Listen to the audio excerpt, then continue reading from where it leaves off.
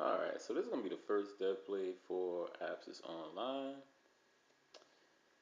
an independent project started sometime in 2016, I would say, and it was also a derivative to the first Paradise series, which came out sometime in 2014 beginning in 2013. It is a ASCII MMO. As of this video,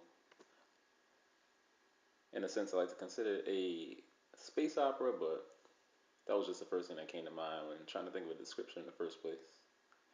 My name is Dupe. I'm the programmer.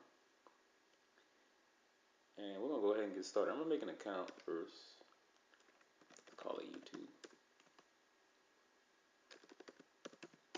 Now what I'm doing here is I'm signed into PlatoNet, which is a multiplayer social framework that I've spent the past year working on, I would say. What it allows you to do, and I'll go ahead and show you an example, is essentially post onto forums, create pages which act in a sense like a subreddit. So you can go ahead and create a page which is a lot like, for lack of a better example, a subreddit or something like that. And of course, there's a main boards being Nexus, data, connections, interactions, bug reports, wish lists, and Unix. Now, since we made an account, what I need to do is go ahead and log in to activate it.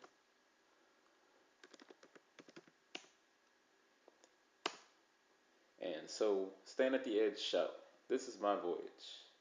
Gaze deeply into the expanse below, await a new breath from within the speckled void, begin again.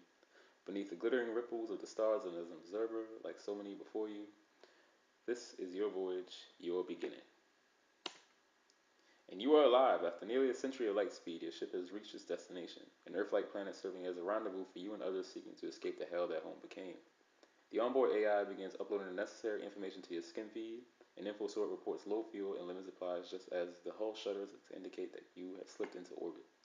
No one has ever gone this far before. It is time. So we're going to go ahead and wake up. The long play here is you're essentially a cyborg. And this game takes place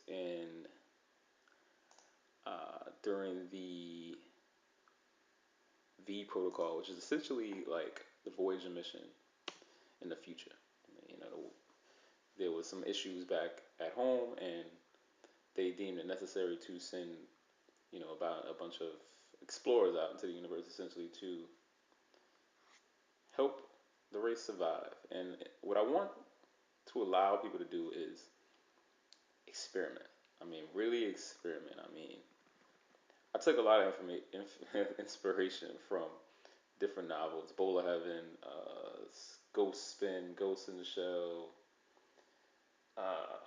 Pandorum. I could sit here and name a million of them. I want to allow people to experiment with planets, with each other, with cloning, with ships. I want to allow people to make ships and terraform planets in the future, and populate those and grow the population, and maybe go to war with other planets and destroy those planets and build ships on those planets, and so on and so on and so on and so on. There's chat, there's messaging, and I can kind of go on and on. But in the meantime, what we're at is in the R&D lab, and there's a few different modules aboard the ship. This is just one of them. There's the bridge, the kitchen module, the engine room, the starboard corridors, cryptostasis, and the port side corridors. I just actually recently implemented damage, but we'll get to that later. The ship is currently in orbit, as you can see at the bottom of the screen, and below that is the tabs. Now, the chat room or the chat channel, I should say, is disabled at current. There's a few things you could do in this room. If I went here, I could log out.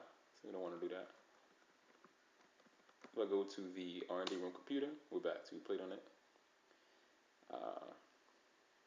And if I want to go ahead and search, say, my own username. Oh, wow, I actually don't have an account, turns out. Go ahead and search for our username. And there's no logs to display. So we haven't made a post yet, is what that means. These pages, again, are essentially the different boards available. And if you look at the top where it says the top left corner of this particular interface, it says viewing is YouTube, and there's 100 Tetra is the in-game currency. So we'll go ahead and exit out of here. And over here is the weapons rack. Now, I'm the only person aboard the ship at the moment. In the future, I will allow multi-crew ships, different professions, someone to be an engineer, pilot, medical staff, and so on. And if you go down to weapons here, we have the blast rifle, the Haldron 4, the trusty Mark III, the Morcolt 45, and the KR Light Falconet. The letter, or rather the digit in red, is the damage indicator, or how much damage the particular weapon will do. The one following that is the weapon's reach, and the one following that is what accumulated skill level you need to actually wield the weapon.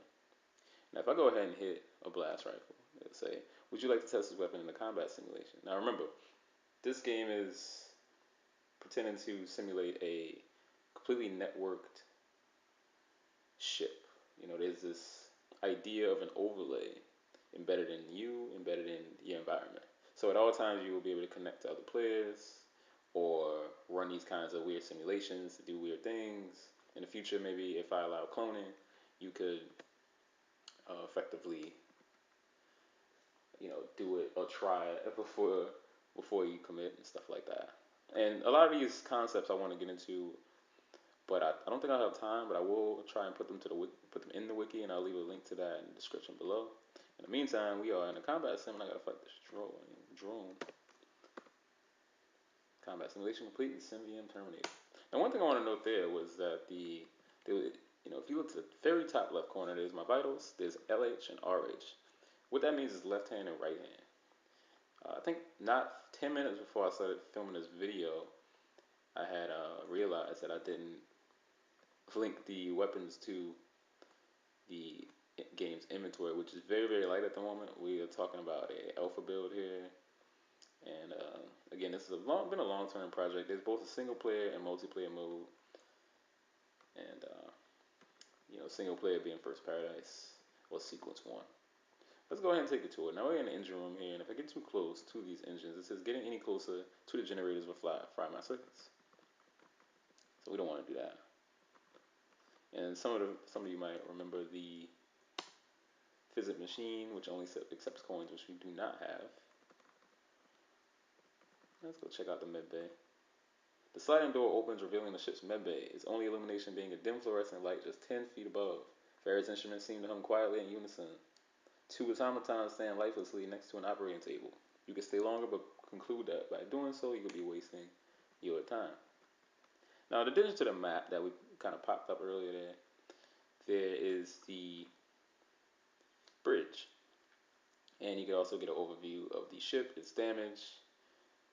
To the top right-hand corner of the screen, there's the jump indicator saying that we are in sector number 0A. Let's go ahead and take a look at stats, which we have none of. And I was apparently injured during the combat simulation. We're Class V Voyager. We have no skills whatsoever here. But going down the list, you have memory, navigation, hardware, software, ordnance, and administration. Memory affects the rate at which you might gain the other skills. Navigation you get by jumping. Hardware, it's good for being an engineer or repair staff aboard another player's ship or your own. Software is, or will be, good for hacking. Ordnance affects your skill with weapons, of course, and administration affects the rate at which you colonize planets. Now, let's not, for the risk of making a 12 or 13 minute video, because I definitely will hit 10 minutes, I'm going to go ahead to the pod, or the shuttle. And inside of it, there are 4 deceivingly dim lights. And if we try to go ahead and depart now, before we do that, you know what? We're in 0 A. So let's go ahead and I want to give you a demonstration of what the jumping looks like. And this is a deactivated feature, but I do have an example to show you. Now, if we go ahead and hit the trigger once, it says issue command again to confirm the jump sequence. If we issue it again,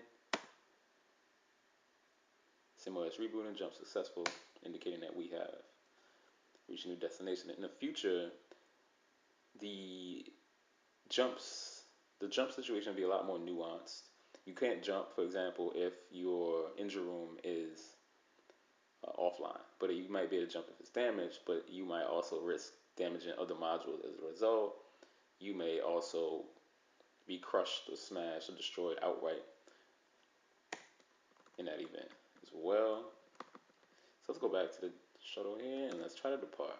And it's saying, are you sure no pros have been deployed to this planet? Risk unknown, and it's a risk we're willing to take. I could crash right now, and I didn't, thankfully, and we are at Bromius 2, which is a temperate and habitable planet. And going down here.